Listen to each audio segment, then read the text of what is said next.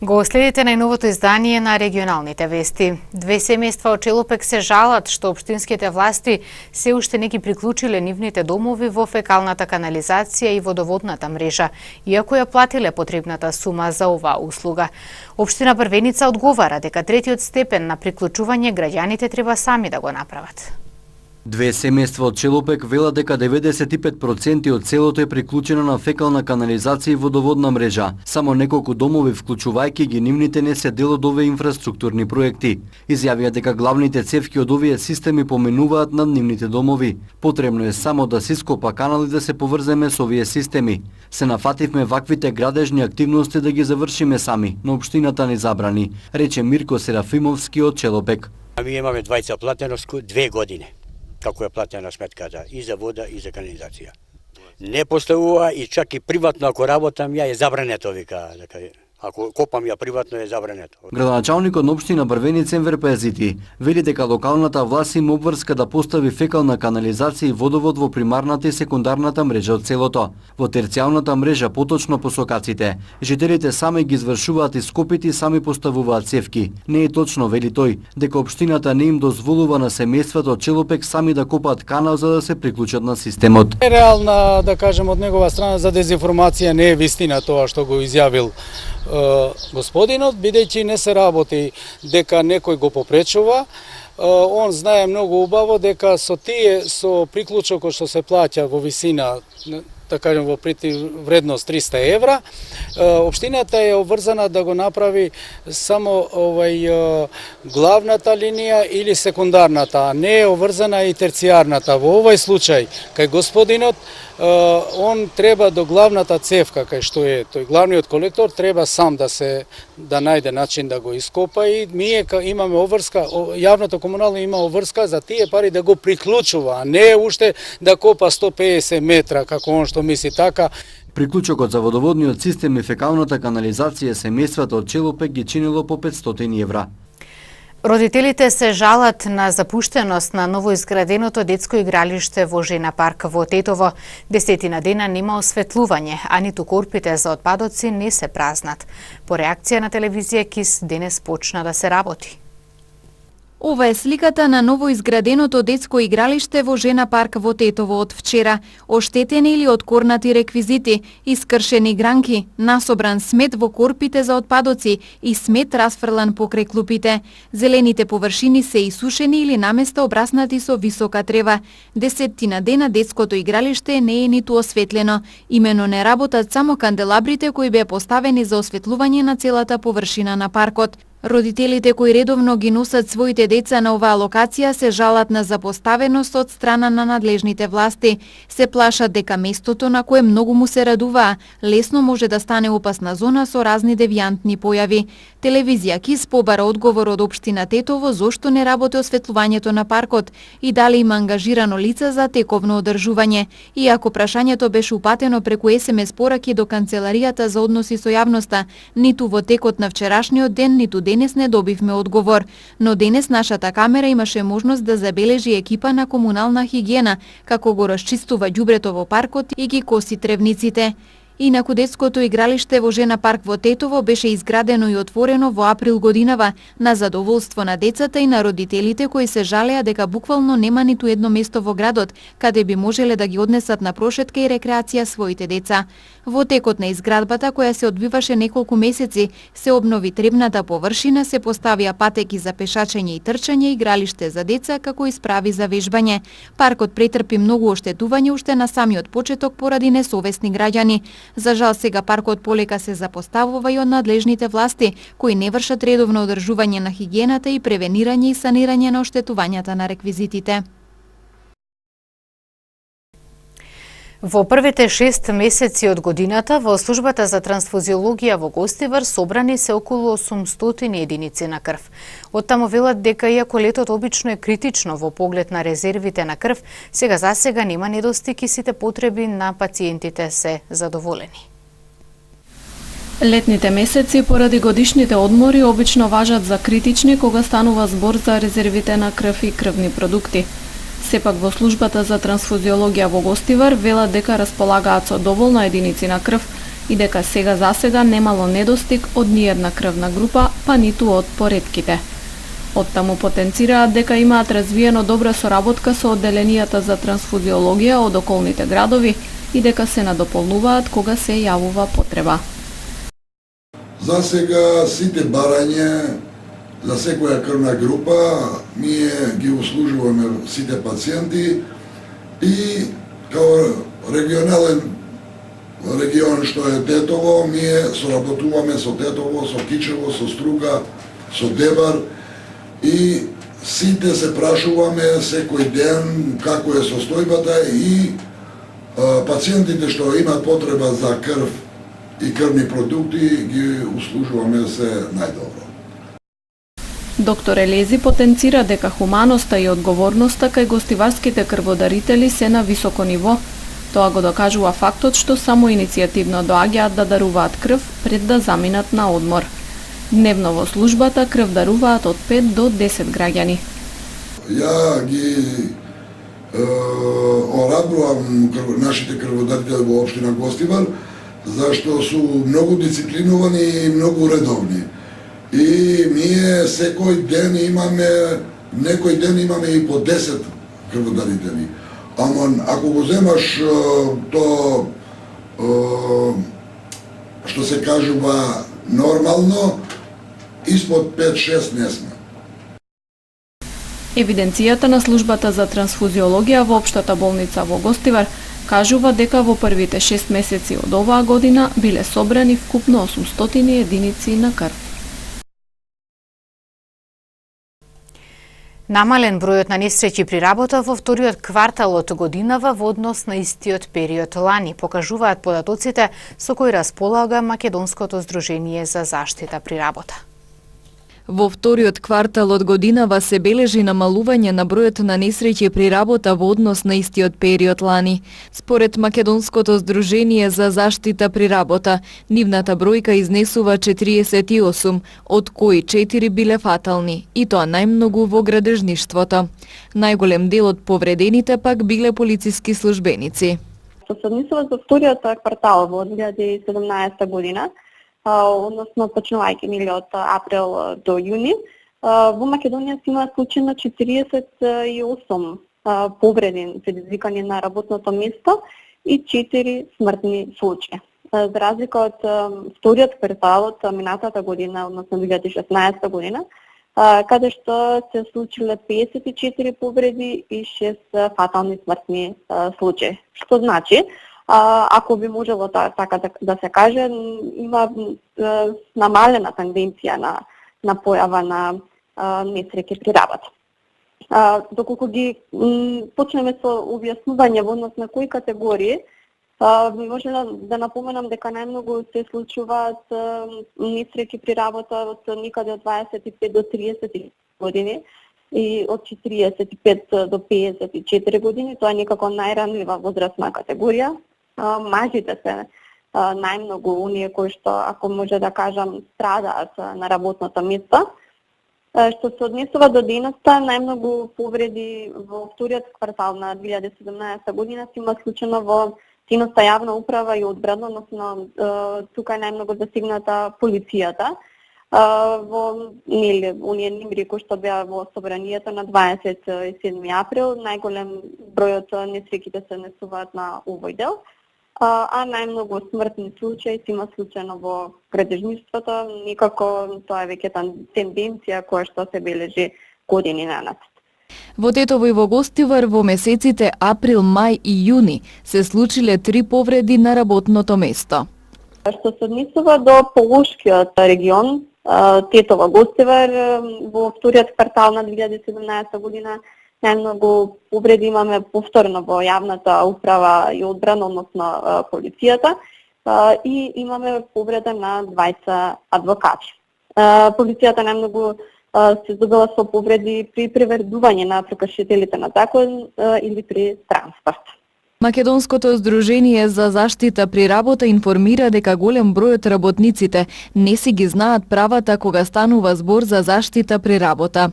Овој факт го потврдуваат истражувањата што ги спровеле и кои укажуваат на тоа дека голем дел од вработените не знаеле од каде да побараат информации кои се однесуваат на безбедноста и здравието при работа на нивното работно место. Потребата од побезбедни и похумани услови за работниците во Македонија беше повод владата да изготви клучен документ за безбедноста и здравието при работа, нацрт стратегија за безбедност и здравје при работа 2020, кој беше презентиран на крајот на минатиот месец. Тој предвидува зголемување на ингеренциите на институциите во делот на информирање на работодавачите, заштита на здравието на работниците, што од своја страна подразбира редовни контроли, како и формирање регистар кој што ќе се однесува на работници кои се во посебен ризик. Општинскиот комитет на ВМРО Народна партија Тетово со соопштение до медиумите. Општинскиот комитет на ВМРО Народна партија од Тетово од секогаш се залагала и работи за чиста општина и Тетово помирка на граѓаните, предупредувала, но и укажувала на проблемите кои се трупаат во градот, особено кога станува збор за еколошкиот систем, па затоа даваме поддршка кон секоја иницијатива, без разлика дали доаѓа од политичка партија или здружение на граѓани, се наведува во соопштението. Општинскиот комитет на ВМРО Народна партија од Тетово го прашува Општинскиот комитет на ДПМНЕ зошто не упатуваа барања до владата на Република Македонија 4 години наназад за решавање на горливите проблеми со кои се соочува општината. Дали ДПМНЕ пробува да го сокрие фактот дека 4 години како општинска власт во Тетово се залудно потрошени. Следејќи го континуитетот на објавување на иницијативите за решавање на проблемот со ѓубрето од страна на граѓанските здруженија па и политички партии, граѓаните на општина Тетово се во голема дилема, па исто така го прашуваме ДПМНЕ дали делуваат како општински комитет или како здружение на граѓани, поаѓајќи од фактот дека истите луѓе кои се појавуваат на пресконференциите на некои граѓански здруженија воедно се појавуваат и на конференциите на ДПМНЕ. Завршува соопштението на Општинскиот комитет на ВМРО Народна партија Тетово. Утре православните верници од Гостиварско и другите места во манастирската црква Свети Архангел во село Тумчевиште ќе го прослават празникот посветен на Светиот Архангел Гаврил. Традиционално утре православните верници во Гостиварско и од околните градови во манастирската црква Свети Архангел Гаврил во село Тумчевиште на свечен начин ќе го одбележат христијанскиот празник посветен на Светиот Архангел Гаврил, кој ја соопштил радосната вест на Пресвета Богородица дека ќе го роди Спасителот на светот. Во чест на празникот во храмот со почеток во 9:30 часот ќе биде отслужена света божествена литургија, чиноначалствувана од повеќе свештенослужители на Гостиварското архиерејско наместништво, пошто ќе биде извршен и чинот на водосвет и ќе се пререже славскиот колач принесен од досегашните кумови. Во продолжение за доброто расположение на присутните ќе биде организирана и културно-уметничка програма. За сите верници ќе биде приредена братско-сестринска трпеза на љубовта. Од црковниот одбор при црквата Свети Архангел од Тумчевиште упатуваат апел до сите благочестиви христијани да присуствуваат на црковно-народниот собир со цел подостојно одбележување на празникот.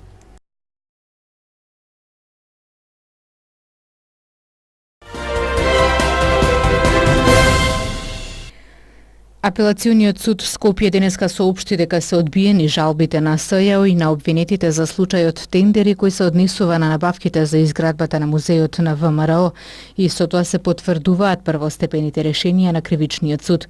Обвинетите во случајот, меѓу кои е и поранешната министерка за култура Елизабета Канчевска-Милевска, како и на уште 2 лица, и натаму ќе им биде одземена патната исправа и ќе имаат обврска да се јавуваат во судот. Врховниот суд одлучи по жалбите за притвор на екс-функционерите во УБК. Седницата е веќе во тек. Според законскиот рок одлуките ќе бидат соопштени најдоцна утре. 5 врховни судии треба да одлучат дали обвинетите Горан Груевски, Тони Јакимовски и Никола Бошковски ќе завршат во притвор.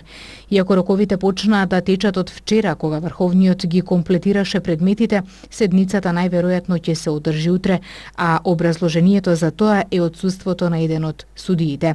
Груевски, Екимовски и Бошковски се обвинети во тврдина и таргет и се товарат за прислушување и уништување на доказите за прислушувањето. Иако апелацијата уште пред една недела одлучи да бидат спроведени во притвор, тие се уште се на слобода, но не смеат да ја напуштат земјава, бидејќи кривичниот суд им ги одзеде пасошите. Последниот збор го има Врховниот суд и за одлучување имаат рок од 48 часа. Владата денеска ќе одржи седница на која ќе разгледа информации поврзани со санирањето на последиците од поројните дождови и со причинетите штети на земјоделските култури во Ресенскиот и Тетовскиот регион. На дневен ред на 16-тата седница е и предлог одлуката за утврдување на стратешките приоритети на владата во 2018 година.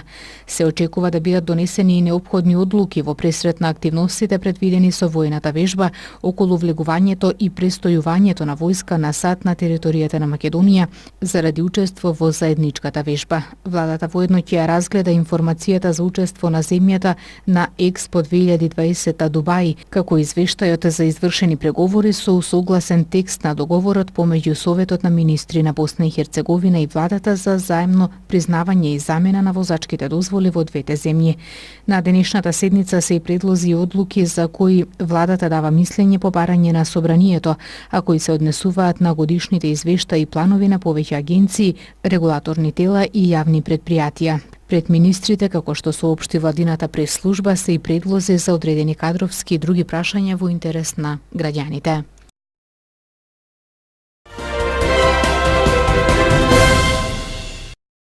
Во подрачјето на Рупотина во близина на Сплит синоќ избувна голем пожар, а според последните информации тој е локализиран. Огнот можел да се забележи дури од некои делови на Сплит. Гаснењето на пожарот било отежнато поради невреме. Околу 1000 луѓе синоќ ја излегоа на протест во Сплит поради незадоволителното функционирање на системот за кризни ситуации, како што беше неодамнешниот голем пожар меѓу Сплит и Омиш. Еден маж ја нападнал полицијата со нож на границата меѓу Шпанија и Мароко. Напаѓачот за време на нападот извикал Аллах Акбар. Информациите на Твитер ги потврдил шпанскиот министер за внатрешни работи Хуан Игнасио Зоидо. Полицијата го совладала напаѓачот, а потоа го нападнала. Идентитетот и националноста на напаѓачот засега не се познати, а истрагата е во тек. Ветото на полскиот претседател Дуда на правосудната реформа повторно поттикна демонстранти на улиците на Варшава. Широкиот булевар во стариот дел на Варшава со денови е преполн со луѓе. Штом сонцето се спушти нешто пониско над покривите на зградите со реновирани фасади, местото пред претседателската палата се полни со луѓе. Иако претседателот Анджај Дуда стави вето врз контроверзните закони за правосудството, владата на Полска соопшти дека нема да отстапи од оваа реформа. Израел започна со отстранување на детекторите за метал на влезот на светото место во Ерусалим, каде што се наоѓа и џамијата Ал-Акса. Одлуката ја донесе владата на предлог на Кабинетот за безбедност. Одлуката за поставување детектори беше донесена за намалување на тензиите во Ерусалим по нападот на 14 јули, кога беа убиени двајца полицајци. Поставувањето на детекторите предизвика протести и незадоволство кај палестинците кои одбија да одат на молитви во џамијата, се додека не бидат отстранети. Дополнително незадоволство предизвика и одлуката на израелските власти да забранат влез во џамијата на петочната молитва на мажи помлади од 50 години.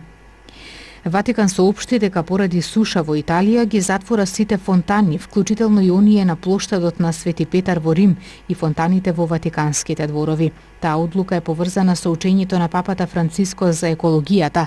Метеоролозите тврдат дека пролета 2017 година е меѓу најсушните во Италија во изминатите 60 години.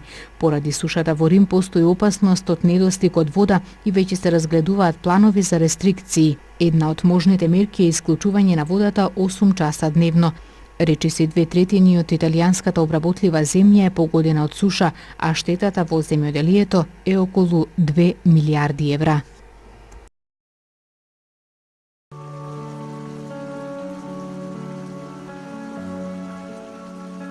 Денес имавме сончево време со умерена облачност. Повремено имаше зголемување на облачноста и појава на краткотраен локален дожд со ретки грмежи. Минималната температура се движеше од 21 до 26, а максималната беше во интервал од 30 до 37 степени Целзиусови. УВ индексот изнесуваше 8.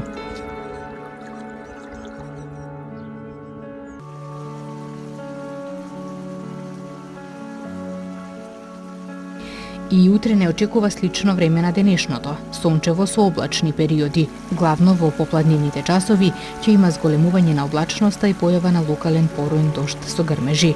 Врнежите повеќе се очекуваат во западните и северните делови од земјава. Утринските температури ќе се движат од 15 до 22, а дневните од 27 до 36 целзиусови степени. УВ индексот ќе биде со вредност 8.